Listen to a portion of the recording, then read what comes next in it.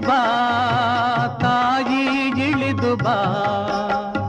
ಹರನ ಜಡೆಯಿಂದ ಹರಿಯ ಅಡಿಯಿಂದ ಋಷಿಯ ತೊಡೆಯಿಂದ ನುಸುಳಿ ಬಾ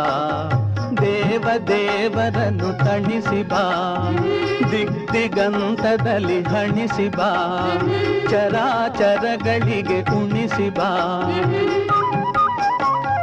ನಿನಗೆ ಪೊಡ ಮಾಡುವೆ ನಿನ್ನ ನುಡು ತೊಡುವೆ ಏಕೆ ಎಡೆ ತಡೆವೆ ಸುರಿದು ಬಾ